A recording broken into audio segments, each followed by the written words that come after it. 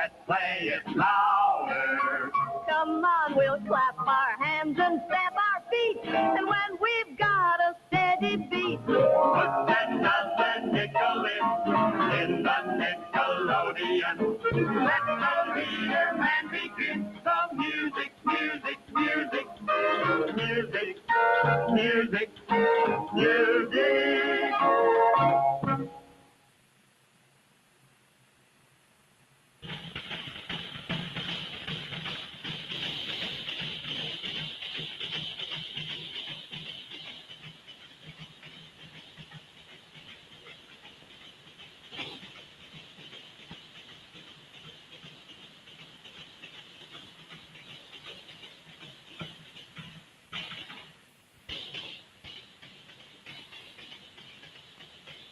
A little before we came on the scene, in 1942, the government had set up the Cost of Living Index Survey Committee.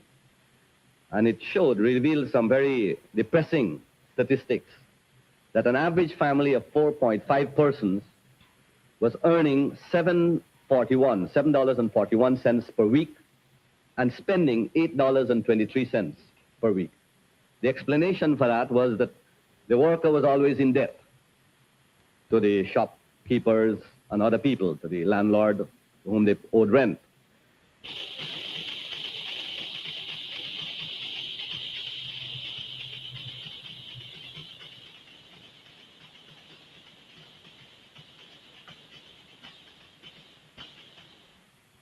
In the sugar estates, you had barrack-type ranges from the days of slavery, and in periods of heavy rainfall, these were all flooded. People had to go through from one part of their lodgings to other parts in boats. By and large, conditions were pretty awful for the working people. What one writer described as below human decency. It is against these things, of course, that we fought. In 1948, I was living in Covent Garden here.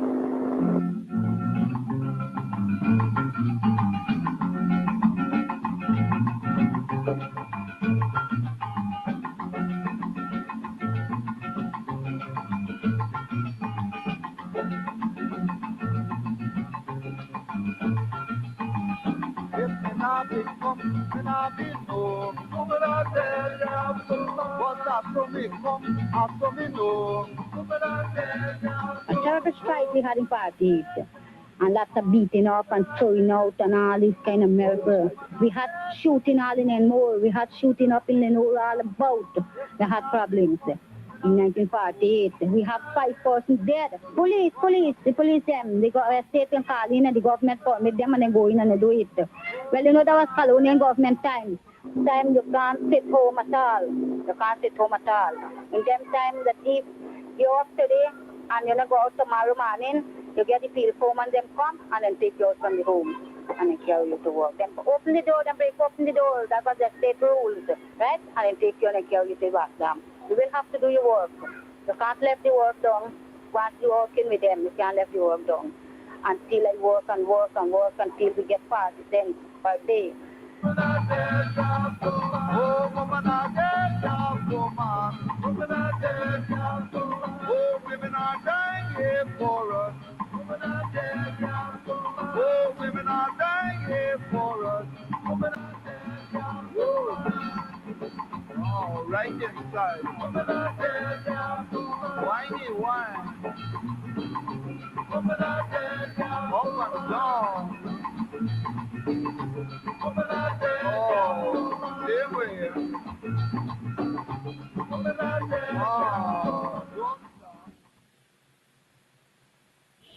You had a report in 1948 on education, for instance, which talked about overcrowding and 25% of the children going to school being necessitous.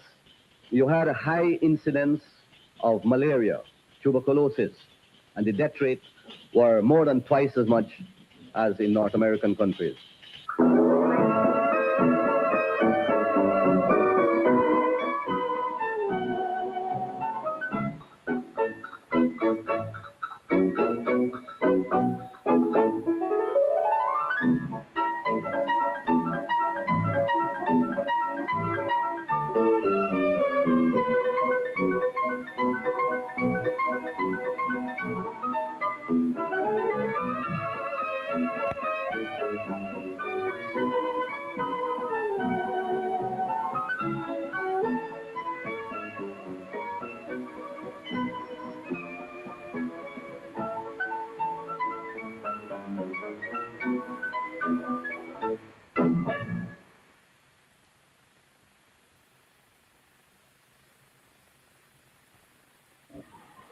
Now, we would actually read poems at a workers' meeting.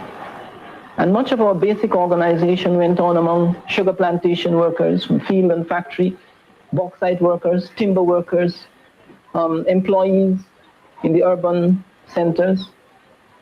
And always the impact was the same. The language was very simple, arising out of a situation which we knew. The images were very clear.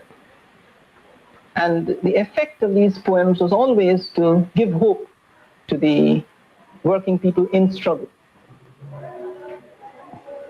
His themes came from the people. He seemed to be refining them and returning them to the people in a much clearer way, in a way that gave them wider perspectives of reality.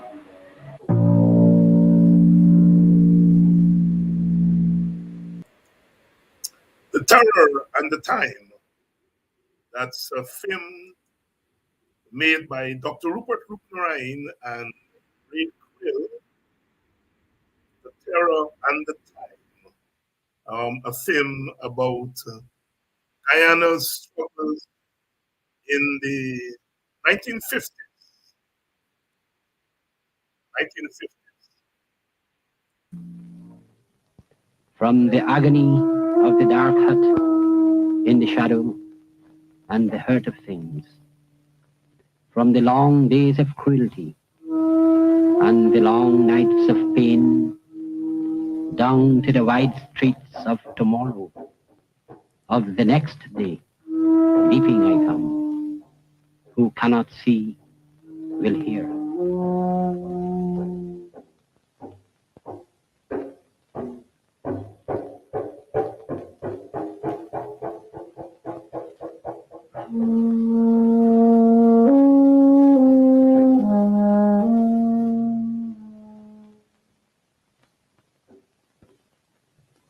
In the nigger yard, I was naked like the newborn, and naked like a stone or a star.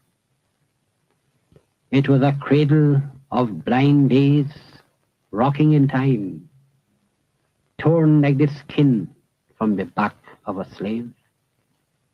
It was an aching floor on which I crept, on my hands and my knees, searching the dust for the trace of a root, or the mark of a leaf, or the shape of a flower. It was me, always walking with bare feet, meeting strange faces like those in dreams or fever. When the whole world turns upside down and no one knows which is the sky or the land, which heart is his among the torn or wounded, which face is his among the strange and terrible, walking about, groaning between the wind. And there was always sad music somewhere in the land, like a bugle and a drum between the houses, voices of women singing far away, pauses of silence, then a flood of sound. But these were things like ghosts or spirits of wind. It was only a big world spinning outside, and men born in agony, torn in torture, twisted and broken like a leaf, and the uncomfortable morning, the beds of hunger stained and sordid like the world, big and cruel, spinning outside. Martin Carter reading his own poem, the famous I Come from the Nigger Yard of Yesterday. The Terror and the Time, a film made by Dr. Rupert Rupnarain, my comrade, and Ray Krill. And we earlier heard Dr. Chedi Jagan and UC Kwayana and Halima, the sugar worker, recounting our first self-government in the year 1953. The year 1953, 70 years ago. 70 years ago. 70. Good evening to you and welcome to Politics 101. Tonight we are going to move as quickly as we can. We have Amanza Walton Desir in the house. We're starting a little bit early because I have double duty to do tonight. Please share the live. That's what Sherrod says. I say share the link. I'm an old timer, you know. Sherrod says share the damn live, man. I am much more polite. Please share the link. Amanza Walton Desir is here tonight. It's been quite a week.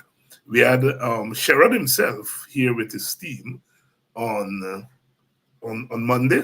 Last night we had Honorable Shadow Attorney General Roysdale Ford. Tonight, Amanza Walton Desir. Tomorrow night is a double header.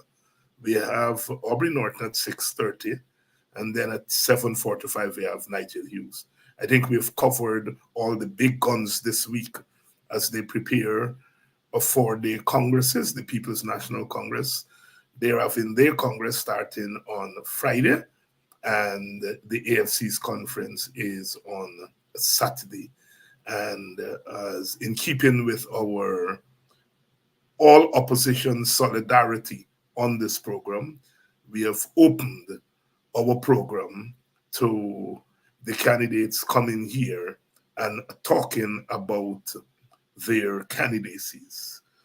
And it's a kind of example we want to set, the tribalism that has so long hampered our politics.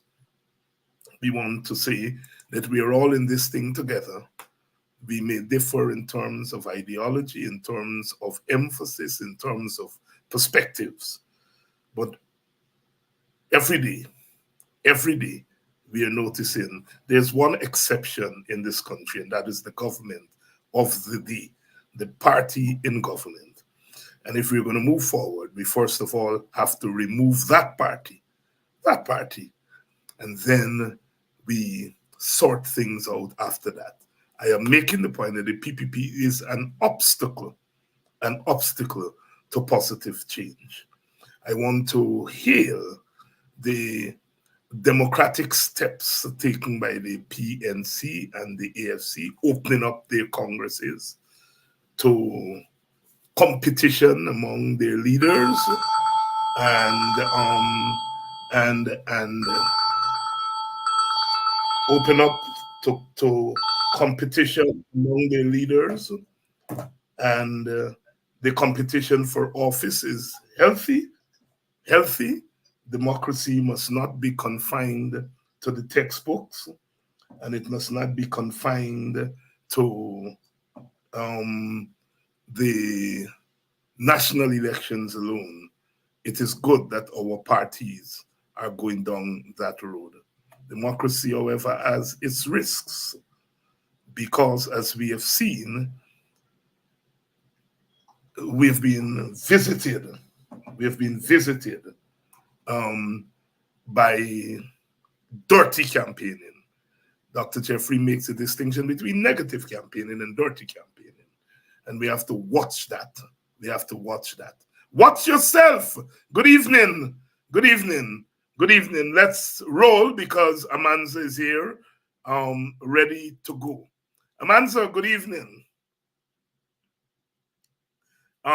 Your song.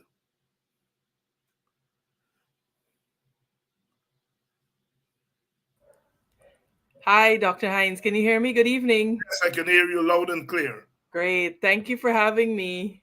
And thank you for coming on this evening and to share with us the details about your candidacy. Let's get going right off the bat. Amanza, you are running for the top spot in one of the two major parties in this country. And you're running against an incumbent. It's not very often that people run against the incumbent in these big parties. I noted that in the PNC's 67 years, they've had, 5 leaders. which meant that there weren't too many challenges to the incumbents. When I think it was Hamilton Green threatened to challenge Desmond Hoyt, all hell broke loose. Dr. Jagan, nobody ever challenged him. Mr. Burnham, nobody ever challenged him.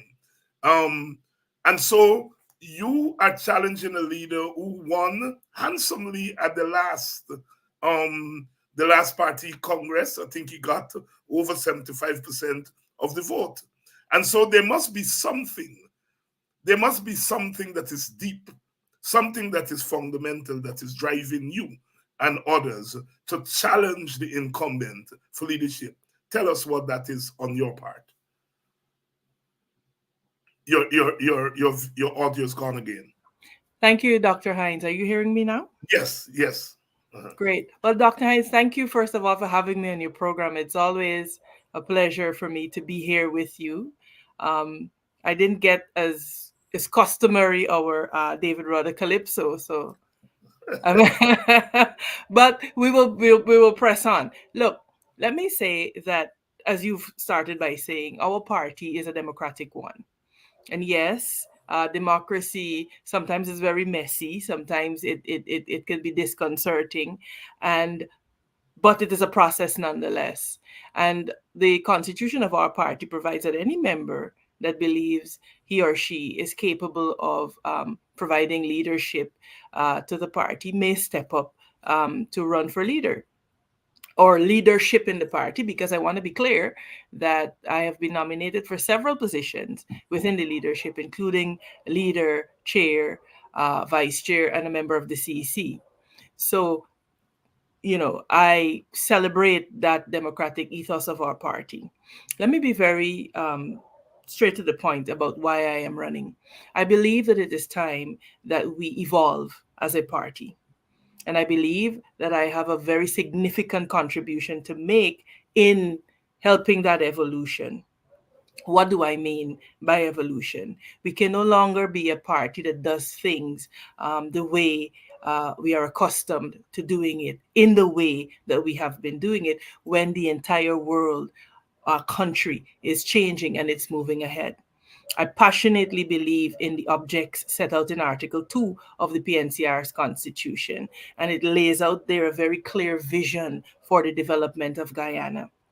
And so for me, it is about how do we position the PNCR as the largest coalition partner in politics in this country. How do we position the PNCR to contest the PPP, to hold the PPP accountable, and to deliver a quality and good life for every Guyanese?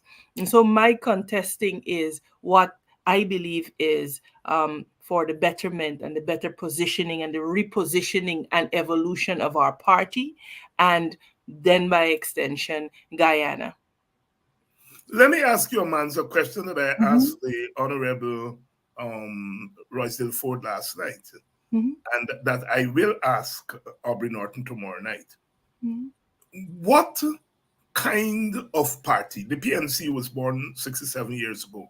It was born within the context of independence. So in a sense, it's an independence party, moving our nation from plantation to nation, holding our fragile polity together, steering the ship in the early years of independence. There was a particular need at that time and a particular party. And then we saw the 1980s. We came to the end of the 1980s, the Cold War, which really impacted Guyana tremendously, came to an end.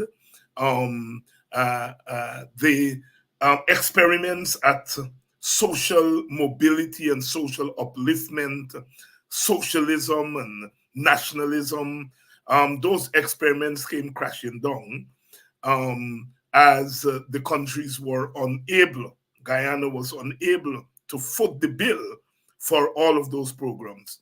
And we moved into the era of structural adjustment where the IMF and the World Bank began to dictate to us.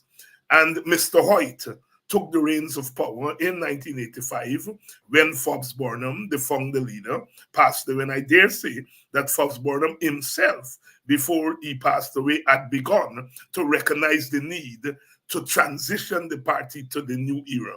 And Hoyt transitioned the party to a new era. There was stout resistance, as I recall, to dismantling Burnham's legacy. Hoyt, however, saw the party through that period. And I think we come to the present, where we have now moved into the era of the petrol state. We have now moved into the era of a government that is flush with money. We have now moved into the era again where we begun in the 50s with geopolitics, beginning again to shape and reshape our politics. I'm asking you, what kind of PNC is needed? What kind of party? It certainly can't be the 57 party. It can't be, I'm arguing, I don't want to put it to you because you're a lawyer, right? Lawyers put things to people. People don't put things to lawyers, right? So I'm not putting to you, but I'm submitting that it can't be the Hoyt kind of party. It has to be a different kind of party as we go into this new era. How do you envisage the PNC? What kind of party you think the PNC ought to be in this era? I dare say I talked about geopolitics, I talk about the economic imperatives of the petrol state, but I also must add that we are in the face of naked. I've never seen a post-colonial state in the Caribbean so nakedly discriminatory against an ethnic group in its country. I've not Burnham, not Jagan, not Eric Williams, not Errol Barrow. These are leaders who have to deal with the ethnic and racial problem. Right. And we're in the face of a government that is using the state to really crush one ethnic group. So I'm stating those big things to ask what kind of party you see, if you agree with my thesis, to meet the challenges of the time. Well, Dr. Hines, I do agree with your thesis, and your thesis underscores the very reason that I'm running for leadership within the PNCR. We need to be a nimble party. We need to be a party that is able to adapt and to change with the changing times. We need to have a party that will demonstrate its understanding that our demographics are changing and shifting, that for the first time, 60% of our population is under 40 years of age. And so we have to transform ourselves into a party that will attract that demographic to us. We have to become a party that is data driven, that is data and information driven. I cannot overemphasize that enough, because very often we make decisions too much out of emotions and feelings, and we do not pay the deference to data that we need to pay. So I want to see a data driven party. I want to see a party that is able to harness technology, that is able to leverage technology and able to harness innovation, so that we can be propelled into becoming a world-class party. Because Guyana, as you have noted, is now a petro state. We're no longer a backwater country, as people once considered us. We are now front and center. And so we have to transform ourselves into a world-class party. Look, the founder of the PNCR understood very clearly, and it set out very clearly in the constitution of the PNCR, that we understand that we must be a mass-based, multi-ethnic movement. But make no mistake, Dr. Hines, it is also an organization, a political organization, but an organization nonetheless. And therefore, it has to be informed by principles of organizational management, of organizational leadership. Because this old methodology of what we call the waterfall paradigm in management has gone. We're talking now about agility and about agile management. And that is what I'm passionate about bringing to the PNCR. I believe that we have to evolve as we are evolving as a country. We cannot use 1960s, 1970s, 1980s, 1990s solutions for 2024 problems. And I believe that we are uniquely positioned as a multi ethnic mass based party to do that. We have to hold the government accountable. Look, I have traversed this country, and a large part of me running for leadership is coming directly from the feedback that we have gleaned from, as we say, the streets and the communities as we go about. As I travel this country, Guyanese are very clear. MP, we appreciate the fact that you are willing to stand toe to toe with the PPP and take them on, not only in Parliament, but in the news, on social media, on the issues. We appreciate the fact that you are able to hold them to account. We appreciate the fact that you are a staunch advocate for our rights and that you speak up, and your speaking up encourages us to speak up. And so all of this feedback is saying to me that our people are anxious for change, Dr. Hines. And we have to be able to deliver that change to them. Gone are the days of believing that we can do whatever we wish to do and the people have to accept it. This is a different time, and we're dealing with a different generation. And we're dealing with a generation that will hold us to account for our actions. We're dealing with a generation that understands that they want a future. They're tired of the PPP corruption. They're tired of the PPP discrimination. They see that we have resources abounding, but only a few are enjoying it. They see rights of Guyanese being trampled every day. And so we do not have time to say, oh, this is somebody's time and this is not whose time. The people of Guyana are demanding change, and they are demanding change now. And as a party, we have to step forward and deliver that change to them. We must deliver that change. The party has to change. You have said that very clearly. But change is something that is really a meeting of forces. I want to invoke the Jamesian model of the fusion of time, place, and person. And James's thesis is that there is a time we talk about this new era in Guyana, this place called Guyana, in this neighborhood, Venezuela, America up the road, and so on. And then there has to be the person. James's argument is that the leader has to be able to absorb the energies of the time. The leader has to be aware of the energies of the time. As you said, you walk this country, and I'm glad to hear that. I try to do that when I'm here, and it's amazing what you hear from the people, and it's not always what we think. When you go down, I was in Hope Town on Saturday, and it's a microcosm. I was at the funeral, and so the community was there. And I am telling you, what I heard from those people, first of all, I heard an awareness, I heard a consciousness that I had begun to doubt when I listened to people. Like, I need people taking nonsense, this government doing things, what I need people to do, I need people stupid. And when I listen to those people, they are sharp like a razor blade. Absolutely. You know? And so, Absolutely. right, the question I'm putting to you, what about your political upbringing? What about your social upbringing that you think prepares you to be the leader of this time, to be able to absorb the energies of the time, all right? And use it as a means of guiding the ship of your party and maybe ultimately the ship of state. Absolutely. That's a wonderful question, Dr. Hines. I will start with where I was born and where I grew up. I was privileged to be born at number 50 Village Quarantine, Berbice, a multi-ethnic village.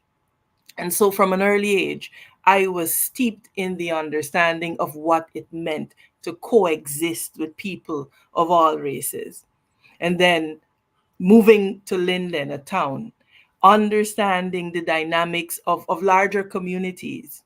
Then I was blessed to go to be able to attend President's College, which was an experiment, I believe, that the founder leader of our party thought was important. I believe that he understood that by bringing together young Guyanese of different ethnicities, different social walks, different economic standing, and bringing them into one place where we eat, where we sleep, where we fellowship together, where we do Bible studies together, where we have sports together. I believe that he understood that that was the mechanism through which we would break the back of racism and discrimination in this country. And so I had the privilege of being on the receiving end of that type of education. And then I was brought up around the military. I was raised by a proud military officer. And that being around the military, around men and women in uniform, growing up on army bases, made me understand, because I saw firsthand men and women who loved this country enough that they would dedicate their life to its service. And so that shaped in me a particular love of country. And then I had a mom that was a phenomenal teacher. And she instilled in us excellence. Whatever is worth doing well. So growing up, my upbringing, what I was exposed to, and the love of country instilled in me. And then as a youngster, I was steeped in the traditions of the PNC, as it then was. You know, my parents were young cadets in the PNC. That's how they met. They were sent to Africa to study by the founder, leader Forbes Burnham. So I grew up in the PNC. I grew up being mentored by women like Lynette and Celeste Dolphin. My aunt was a very senior functionary of the WRSM. My mother led PNCR party groups. So from a very early age, whilst I resented having to sit in a party group meeting whilst they went through the new nation, I understand that all of those things conspired to shape me into the person that I am. When we talk about on the professional side, I have had the benefit of working in government as a public servant for over 2 decades. So I understand uniquely how government works. I have an in-depth understanding of how government works, from the Office of the Prime Minister, the Ministry of Public Works and Communications, to the aviation sector, to the maritime sector, to being and training young attorneys in law reform and legislative drafting, to now being a legislator in the legislature myself, working with international organizations such as CARICOM and the International Civil Aviation Organization, and understanding management paradigms and approaches, and my vast experience in managing projects and being able to deliver tangible successes. So for me, all of those things, I believe, conspire to make me someone uniquely positioned to, as you have put it, absorb the energy. Because I am current, I understand where we are as a country, and I understand very, very clearly what the PNCR needs to become in order for us to continue to be the vanguard party of this nation. So, for me, Dr. Hines, I believe that the time is now. And like I said, I believe that our people are anxious for change. And I hope to be able to be an agent for the positive change that Guyanese so desperately need. Amanza, we started out the program. Thank you very much for those answers. As a professor, I have to acknowledge when I hear a good answer. As some of them are saying here tonight, Dr. Hines, you come out with some serious swing bowling tonight. I hope you're swinging the ball both ways, because you swing one way, after time you become predictable. You got to swing the ball both ways. Amanza, Well. You're vying to be the leader, so you got to be a good batsman and be able to negotiate and navigate. Absolutely, and roll with the punches and take the punches.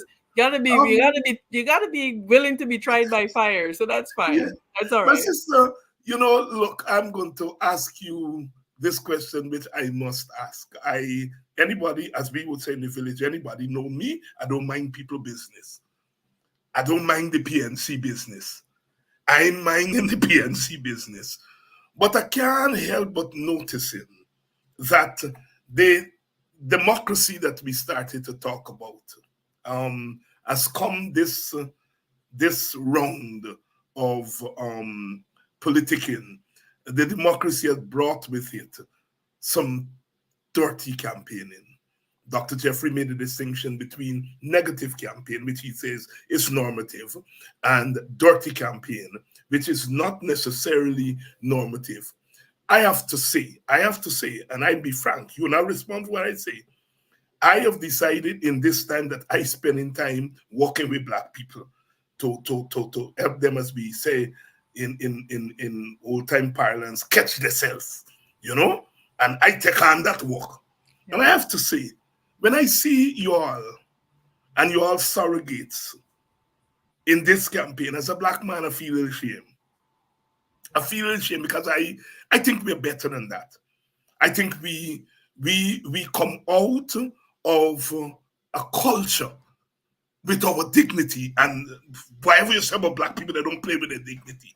All right, I know what is it to cuss down, but if me auntie and Miss Uriel cussing, and tomorrow morning I pass Miss Uriel and don't tell Shimanian, me auntie gonna cut me tail, right? You see, so there is a kind of manners and a kind of way of doing things that is part of the African community. I can't speak for other communities in the same way, but I can speak for Africans. And I think you all have been a little bit un-African, been a lot un-African in the way that the kind of dirtiness and nastiness that has come out of this campaign. I am not blaming you. I am not blaming Aubrey Norton. I am not blaming Mr. Ford. I am saying there is something about our political culture that ends sitting right with me, and I can tell you, ends sitting right with the vast majority of your supporters. Talk to me about that dirty campaigning, and what's your perspective on it? Dr. Hines, I disagree with you in terms of blame. We, as leaders, have to take the blame. That is what leaders do. When things are not going the way they should, we as leaders take the blame. And so, I recognized very early. And so I issued a statement calling on members and delegates of the PPP to refrain and to conduct ourselves a certain way. I noticed the PPP took it to say that, I'm saying that the PNC can't run a country or whatever, but I was very, very clear that if we are to set the standard for the nation, we must first set the standard in our house. And I have no apologies for that. Personal attacks, the politics of personal persecution has no place in a Congress and in a party. And so I believe that I have been the only person so far to issue a very public statement at the risk of saying, you're talking party business, calling on our members to conduct themselves in a particular way, because I believe you lead by example. Now, it is too dirty. It is absolutely too dirty. And let me be clear, I wrote to both of my fellow candidates asking that we meet and we discuss a way forward. I received a positive response from one candidate. I will not name that person because that is not what I am about at this juncture. But I have reached out. I have reached out no less than 3 times because I believe that whilst we are a democracy, yes, there have to be rules for engagement. And our supporters must, and our surrogates must respect us enough. I was quite disappointed because I noticed that there was a personal attack on me. The leader came out and distanced himself from that attack, but that attack still continued. That attack still continued, and that has no place in our party. That has no place. And we have to understand that when we say certain things, they do not have only implications for now. There is a party beyond Congress. I was so hurt, and I'll confess this because this is something that I take seriously. I saw a social media post suggesting that I was complicit in phantom activities because I was a public servant in the Ministry of Public Works and Communications in the office of the Prime Minister. Now that makes a mockery of the pain of mothers that lost their sons. It makes a mockery of the people who are still calling for justice. And we use that as cheap party politicking. Just that because someone was a public servant, that they can't be trusted. I've had, and you know, these things are dangerous. And they're deleterious, and they harm us as a party. They harm us as a people who are wanting to move forward and effect positive change. I saw all kind of pseudo psychological evaluations of me, etc., extracted from a period in my personal life when I had filed for divorce, etc., trivializing issues of abuse. And I take that seriously as a survivor of abuse, because I will not stand for myself, for any other victim, or for my children to be re-victimized in the name of petty politics and people who do not understand the seriousness and the gravity of what we are about. I will not stand for it. And I have written to the leader about this matter, because we must understand that they have implications for beyond now. If we are going to have a Congress, then we have to proceed on issues of policies, on issues of performance, and we have to shun this personal political persecution. It must stop, and it must end. If we celebrate a democracy, we must also celebrate that we have to operate within the confines. We cannot be libelous of people. We cannot be slanderous of other people, because we would not want that in our nation. And what we do not want to see in our nation, we must not practice in our own party. In our own party, you know, thank you very much, Amanza, for your testimonial. And I've been searching my mind for the origins of this malady. And I got a call from a former PNC leader, former minister, an old man. And I got a call from him this morning.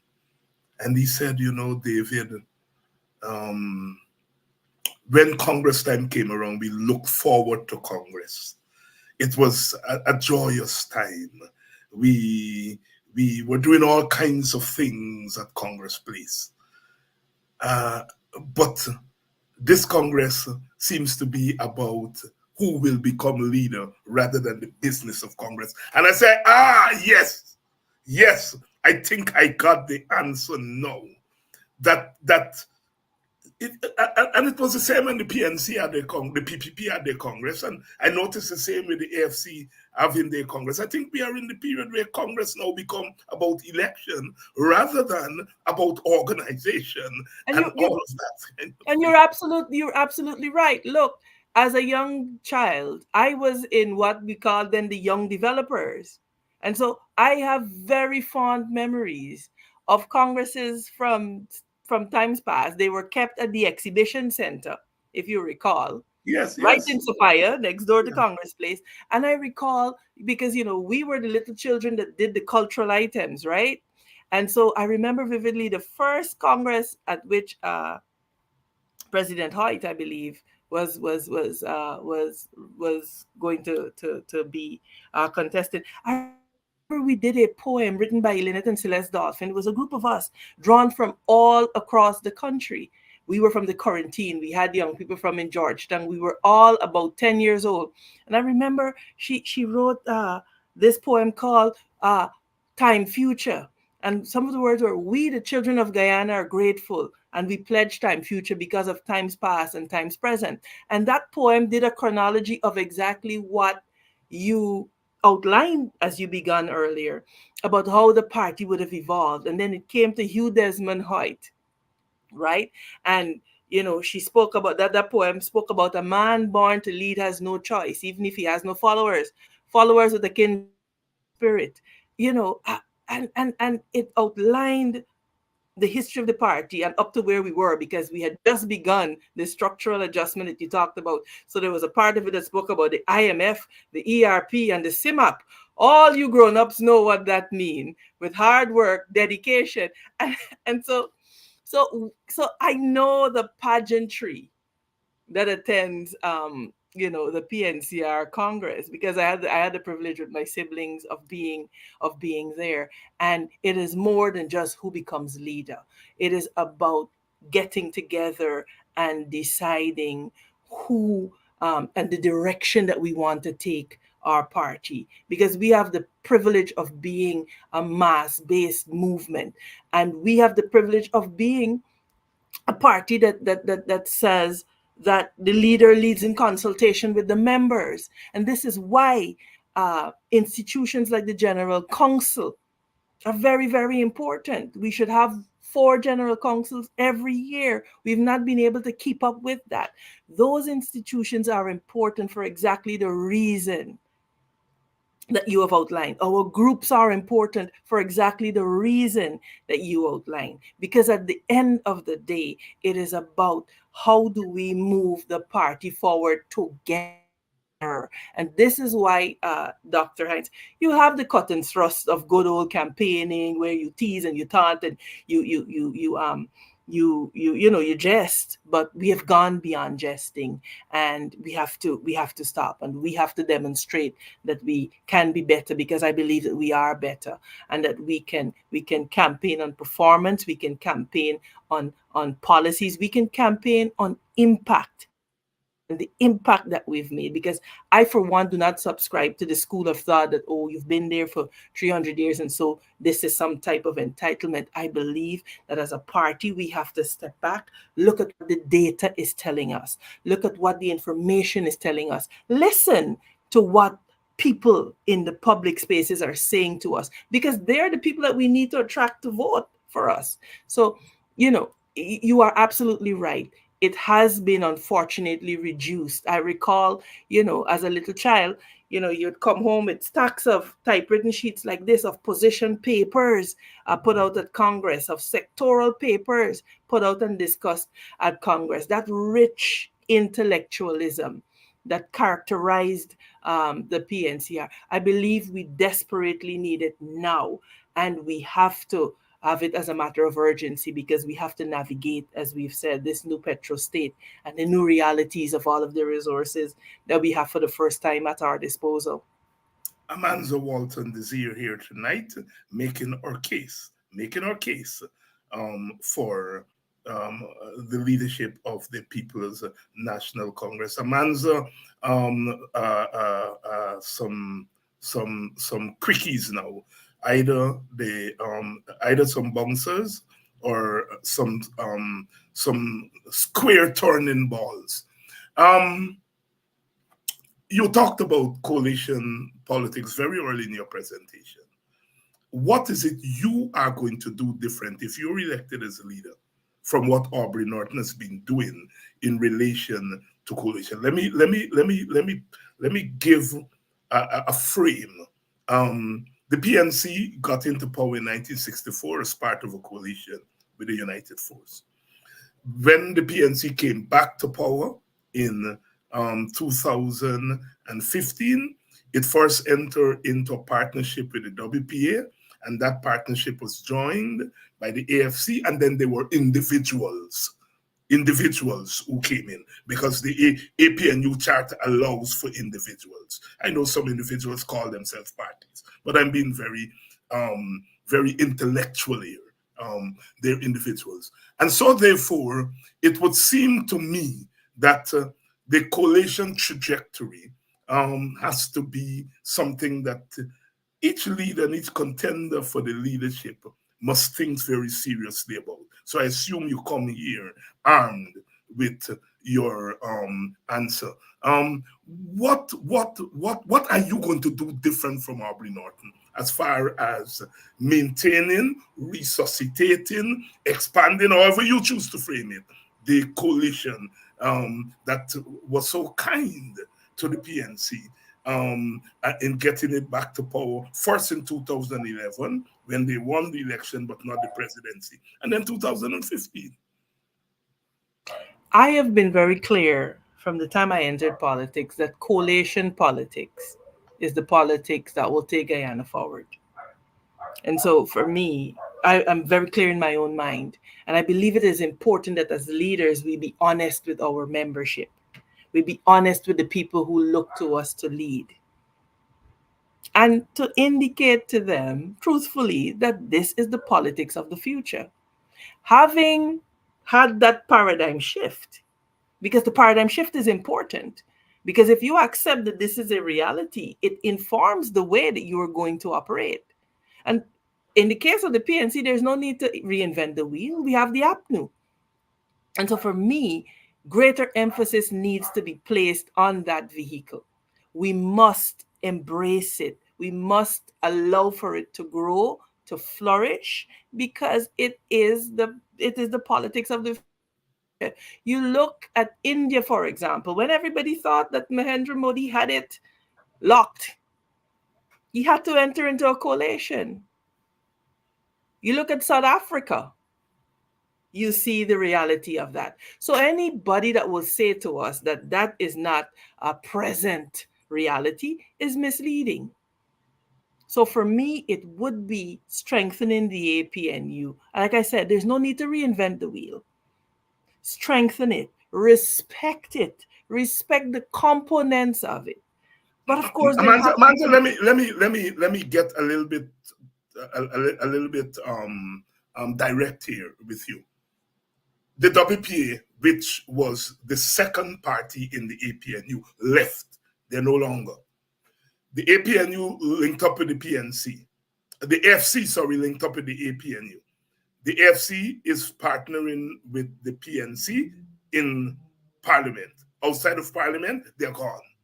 What are you going to do to rekindle what I call the fulcrum of the coalition? Well, the first order of business would be working to get you back, Dr. Hines, and the WPA back, because we need you back in the APNU. We are stronger together and we're better together. As it relates to the AFC, look, I have had the privilege of working with particularly the younger members of the AFC.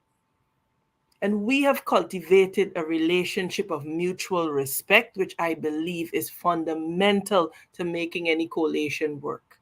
Yes, there have to be ground rules. Yes, you cannot be entitled to more than what you bring. Those are fundamentals of any coalition. But I believe that with respect, with dialogue, and with an honest commitment to coalition politics, it will work. It has worked before, as you have so aptly described in times past, and it will work again.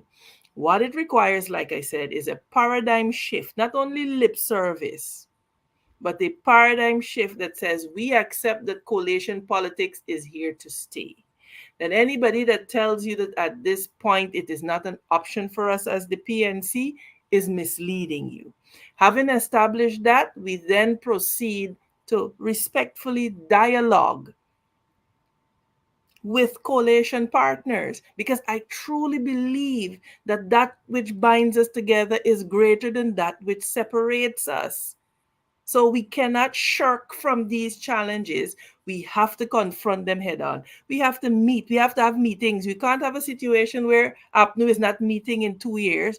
That is not acceptable. It ought not to be acceptable. They are our coalition partners, and at the bare minimum, we must treat them with respect that they deserve. So for me, Dr. Hines, that is where I would forge, because I truly, truly believe that which binds us together, that which is in our common interest, is far greater than that which divides us. And I will start from there and work forward.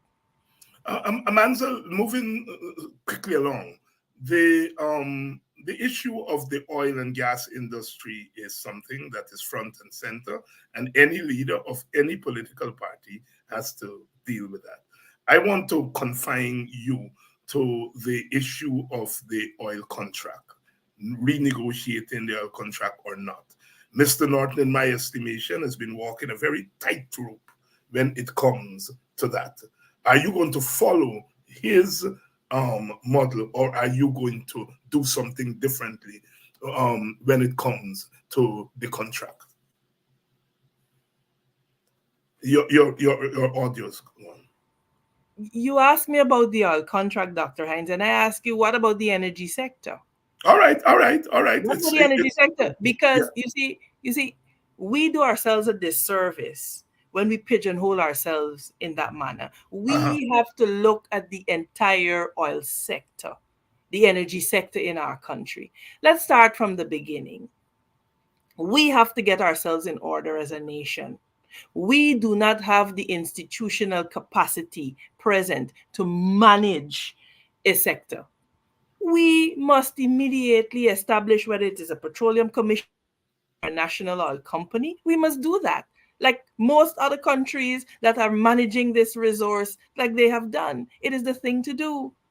At a bare minimum, we should not have even disbanded the agency headed by the good gentleman.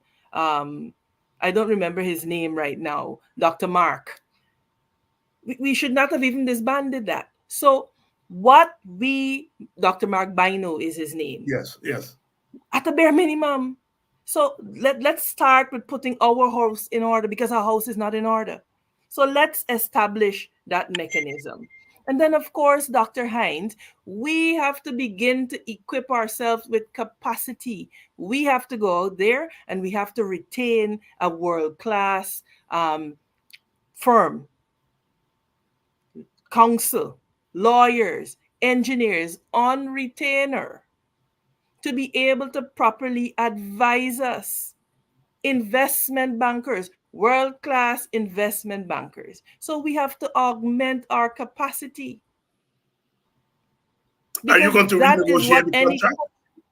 Are you going No, to I'm coming renegotiate to the that. contract? No. Okay. I am coming to that. Okay, What right. I am sharing with you, because you see, I'm not going to be pigeonholed Okay, into I got you. saying yes or no. What I'm saying is that there has to be a holistic look at the sector. So I'm coming to the contract.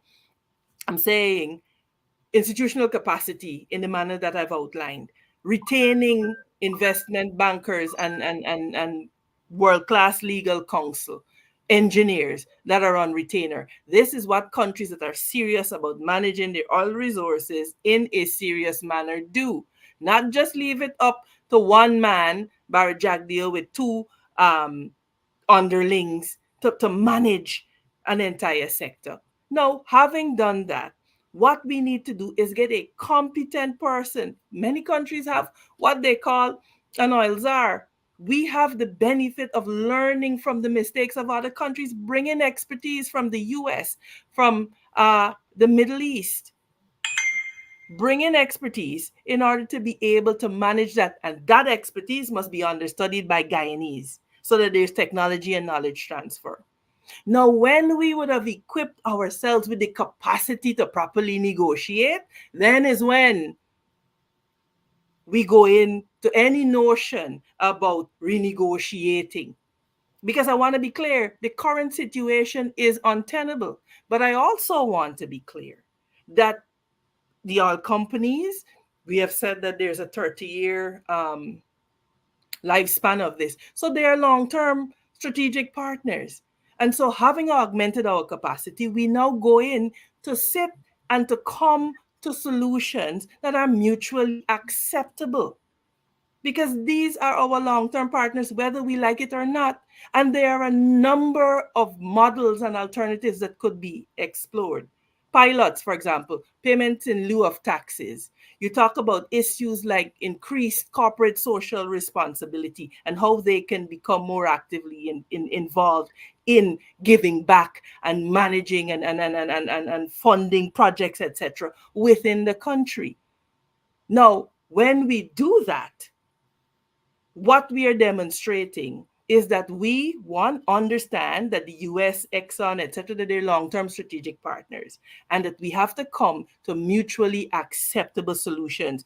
Make no mistake, whilst these are our long-term strategic partners, they must understand that Guyanese must come first.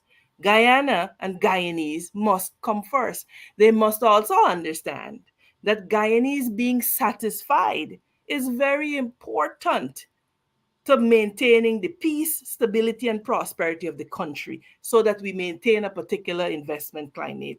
And oil companies must also understand that they have a duty and indeed in Guyana an opportunity to demonstrate that the involvement of large oil companies and conglomerates in a country does not necessarily have to spell doom and gloom, that there are actually ways that we could have a true partnership with an oil company that sees Guyana and Guyanese developing, and oil companies having made their investments, being able to recoup their investments.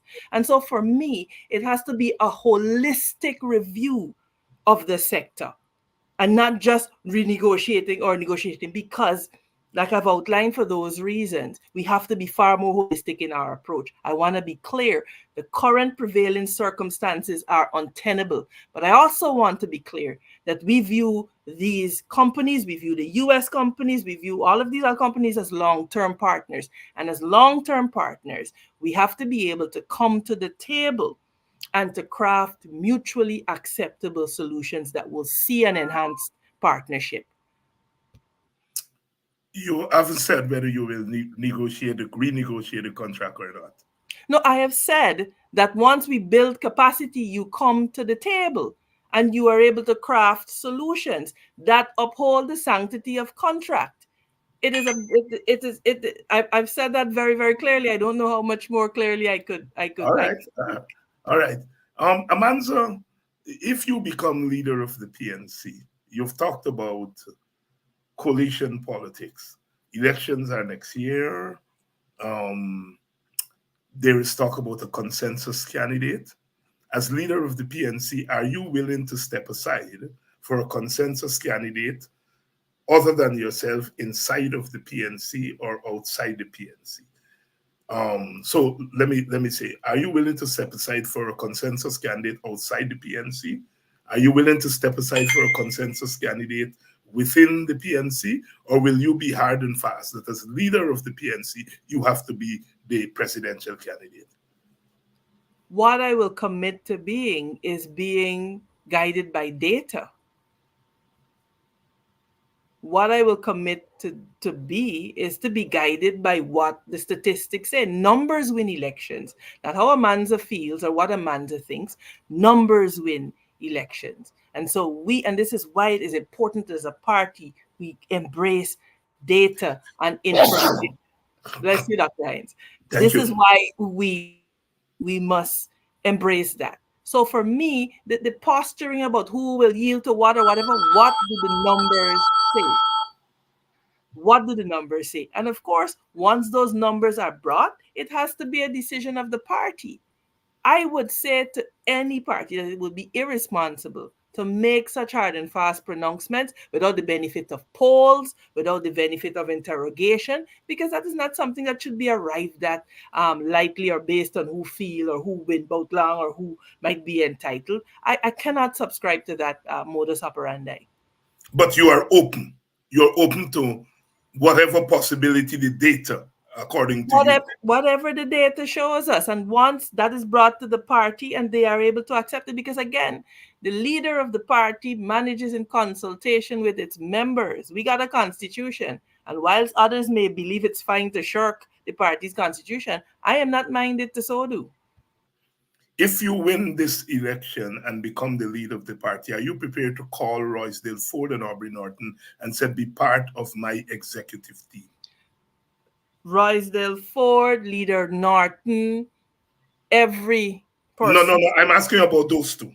Absolutely. No, Yeah, no, listen, you yeah, see, yeah. absolutely. I am a firm believer that every person has their strength. And as a leader, I believe that it is my duty to identify their strengths and unleash them to function in that capacity. I am not afraid of anybody outshining me or whatever, because the whole is greater than the sum of its parts. You know, the whole is more important. And so if your capacity dictates that you operate in a particular capacity, yes, you have to be released to so do. So for me, absolutely, Mr. Norton is a tremendous, has tremendous understanding of politics, etc. Mr. Ford has legal acumen like I've not seen in some time. And these are strengths that have to be channeled for the greater good, which is why when we see candidates being excoriated on Facebook and on social media, it is so distressing because we have not taken the time to identify the strengths in these people and say that we need them. We need everybody. We need Aubrey Norton. We need Royce Ford. We need David Granger. We need every person, and any person that will say to any member of our party that we don't need that and we don't need this is dangerous, because we need every hand on deck. We cannot win an election with half of our field sitting on the benches. It will not work. We need all If hands on deck. if you are not successful in your campaign, if you do not become the leader, are you prepared the next day to work with Mr. Norton I in am a I am constructive way? working I am working with Mr. Norton now in a constructive way. And Uh, so for me, that continues. Whoever emerges as leader of the party. We have a people who are waiting for change. They're anxious for change. And so I have never shirked from supporting, and I don't intend to begin now. For mi- me, mhm. sorry, Go no, ahead. for Go ahead. me, it is vitally important. It is vitally important that every shoulder be put to the wheel. Mr. Norton has shown some hesitancy when it comes to street protests as we knew it in the past. He has some hesitancy about committing the party to street protests. Um, do you agree with him, or do you see it differently?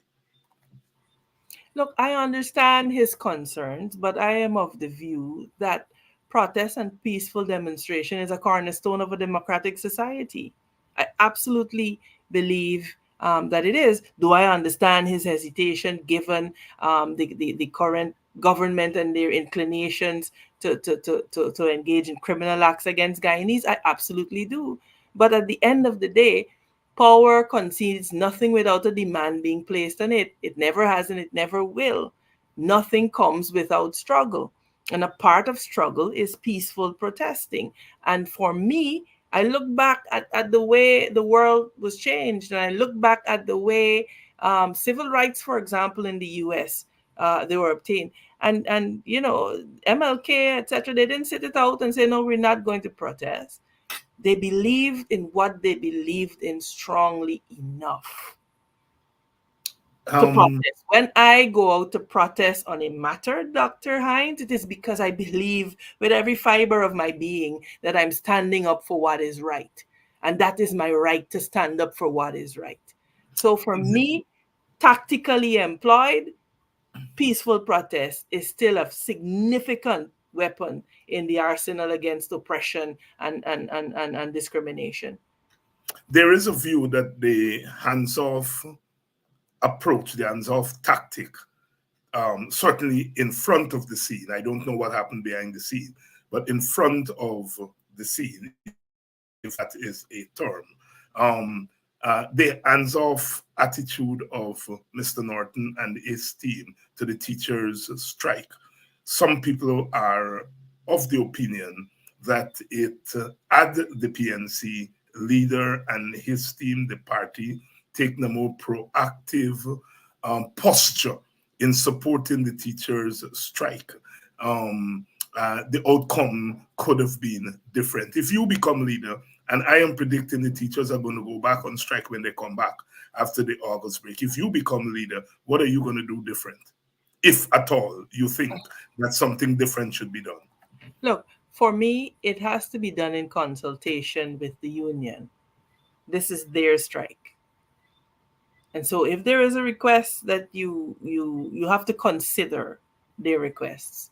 And I want to be very, very clear and straight on this. For me, I took a decision that I will stand with the teachers, and I was out there because Barra Jagdeo does not get away with an excuse of clouding teachers' protest as political. He does not get away with saying that we should not um, support our teachers in their just struggle for a livable wage. You will recall when the teachers struck under the APNU AFC, he was front and center in demanding a livable wage. So for me, the teachers have a just cause. They have a just struggle. I have stood with the teachers, and I have been unapologetic about standing front and center with the teachers and adding my voice to the chorus. And I believe that the party has indeed added its voice to the chorus of calls for our teachers to be paid a livable wage. Once their struggle is just, I am prepared to support the just struggle of any Guyanese. Because, So you are going to support the Northern stance? Absolutely. Yeah. Sorry? You're going to support the Northern stance? No, I am saying that I will. Or you are going to do something different? I am saying that I will openly support our teachers. Well, Norton, I think, argued that he supported behind the scenes. Look, but I'm asking, will you continue to support behind the scenes, or are you going to be much more forthright in supporting them on the ground in the open space? For me, I will be much more forthright in supporting them. Mind you, again, this has to be done in consultation with the union. Yes. I heard that. So that is my caveat. I've been there. I've been on the picket line with our teachers, openly advocating for them. Listen, I'm the daughter of a teacher, and I understand what it takes. She raised 6 children, and then she went to school because she was the head teacher and raised hundreds more. And so to have to come home and have to think about what you'll eat, how you'll feed your own children. I am prepared to stand for teachers now. And once I believe that their demands are reasonable and we have the fiscal space to accommodate it, I believe in supporting our teachers. Our teachers birth every other profession in this nation. It is a shame that with all of our resources, Dr. Hines, we are paying our teachers the lowest in the Caribbean, second only to Haiti. I saw where Dr. Vincent Adams put it so eloquently: a nation that produces nutmegs as its chief export is paying their teachers more than Guyana, that is exporting billions of dollars in oil. So, those are my thoughts on that. Yes. Absolutely. Amanza, you're African Guyanese. It's 3 African Guyanese running for the leadership of the PNC. And when I look across at the PPP, I see they elect a 35-man thing, share Indian, all Indian, a 15-man thing, all Indian. The point I'm making is that our 2 parties, in fact, all our parties, are ethnically supported. I cannot think of any party in Guyana that its support is not grounded in one of our ethnic communities. If you become leader of the PNC, how would you balance your responsibility to the community that gives you 95% of your vote historically, and I'm certain that will continue? How do you, 95 may be exaggerating, but you know what I mean. How do you balance your responsibility to that group, which is taking a special kind of hammering? Now, we know that governments hammer the working class everywhere. And so the working class of all ethnic groups are being hammered. But when you hammer teachers, when you take away a parity money, when you kick down people, not kick down, broke down at Moko and Hillfoot and Linden, it's African Guyanese. So there is a special kind of hammering among the hammering of the working class. There's a special kind of hammering for Black people. Perhaps at no time the leadership of the PNC has had to face this onslaught on its supporters by the opposite group. Jagan didn't go all out in terms of beating up Black people, so the PNC could dance in between. I am saying no, the party cannot afford to stand by and to allow its people to be beaten up. It has to defend those people as part of its everyday praxis. How do you intend to balance defense and protection of your support base while ensuring that the party remains a national party that appeals to all ethnic groups? How do you balance the two? Dr. Hines, we have to, I believe, be very frank with the evolution of our country and understand the disparity that was created at the end of the institution, the horrible institution of slavery, and at the end of indentureship, and the economic gap, that the way in which those institutions were concluded, the way it created an economic gap from since then. That has been exacerbated by a PPPC administration that has manifestly and overtly discriminated against Afro-Guyanese. And what they have skillfully done is that they have conditioned or attempted to condition Guyanese to think that when you talk about discrimination and you talk about racism, you are the racist. Well, I reject that. I completely reject that. And I acknowledge that we will have to begin to speak to our people about understanding that we will need to employ equitable means for us to bring up to the level. We can't talk about a level playing field unless we first talk about employing equity. Equity means that you might need a little more than this one because of pre-existing circumstances with which you come to the table. But we have to begin, it all starts with the conversation. We are falling into the trap of thinking that when we speak about these difficult subjects that we are being somehow racist and discriminatory in our approach. We are not.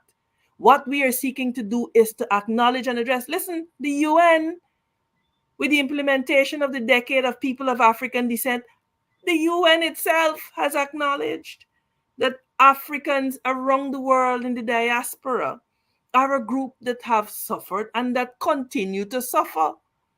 So we're not having a new conversation here. Are you we're saying the UN is racist in its practice and its ideology? Is that what you're suggesting? So the UN itself has recognized that there is a problem with the descendants of Africans in particularly the diaspora. And they have identified the need for urgent intervention to remedy the ills that they have identified as a United Nations body. So for me, you have to begin to look at advocating for equity for this group of people that the UN itself has said have been marginalized, discriminated against, and up to today are living with the effects, to the point that it is now a question of being in their DNA of this horrible institution of chattel slavery, where the lives of Africans were not seen as valued. They were not considered human. They were considered chattel property. So for me, it is about beginning to have that conversation and positioning it in understanding that advocating for the rights of Afro-Guyanese doesn't make you racist. The world over, the United Nations has recognized that this is a problem. And for us to heal as a nation, we have to appreciate that it is a problem. And we have to help other ethnic groups to understand that to the degree that we do not address the maladies that affect one of our groups, of our ethnic groups, is the degree to which we will not be able to forge that Guyanese identity that we so badly need to forge. And Dr. Hines, now more than ever, we need to forge a Guyanese identity. Everyone is running into Guyana, and Guyanese are being relegated to third class citizens in their own country. And so we need to adopt this paradigm of putting Guyana and Guyanese first. But before we can do that, we have to be clear as a nation that we are prepared to address the unique circumstances of each of those ethnicities. Our indigenous brothers and sisters have their own unique circumstances that warrant addressing. Our Afro-Guyanese brothers and sisters have their own unique set of circumstances that need addressing, as has been recognized by the international community. So we have to begin from that point, Dr. Hines. And we as leaders have to lead our nation and our people along that path. Thank you very much for that answer. I don't care who vexes with me sometimes. I have to say, I have asked that question to many PNC leaders, and let me say, this is the clearest and most thoughtful answer that I have gotten from any contemporary PNC leader on the race question. I say no more. Amanza Walton Desir, my friend, because you're my friend. All right? You are my friend. You are my friend. I just wear my friend them for my sleeve, my collar, my face, no my spectacle, and everything. Thank you very much for coming tonight and being very candid. Absolutely, my pleasure to be here. And with me, good luck on your candidacy. Absolutely. I think win or lose. I think BL Crombie, an old sport catcher, said win or lose. It doesn't matter how you play the game. Yes, and I'm proud of the way we've played the game. I'm very proud of my team. Thank you very much. Any closing thoughts? Any closing thoughts?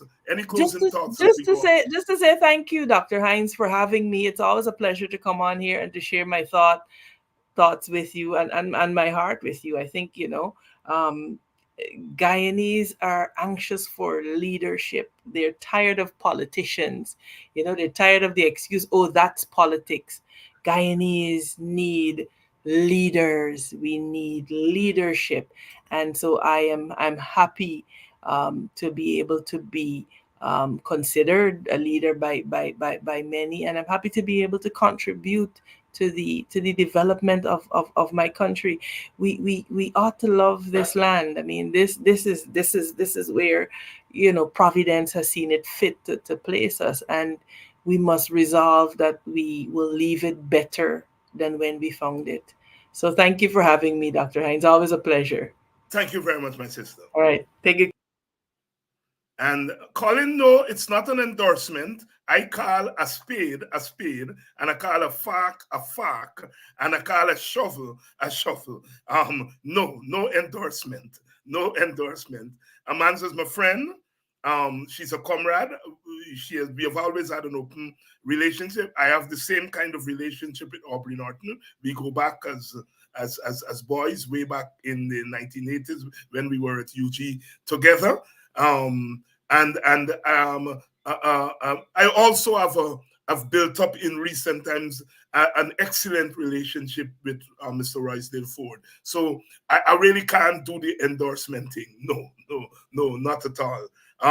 As one of the leaders of the WPA, I have to be able to work with whoever is the leader of the PNC. So we can't do the endorsement thing. Thank you all very much for staying with us. And tomorrow night is a double header. Aubrey Norton is going to be here from 6:30, and we're going to go up to 7:45, and then Nigel Hughes is going to come on from 7:45 to 9 o'clock. So we are going with the double header tomorrow night. Aubrey Norton and Nigel Hughes. I'm going to see you all tomorrow night. Those of you who got some time, I'm going over to Globe Span to rumble and tumble over there. See you all tomorrow night.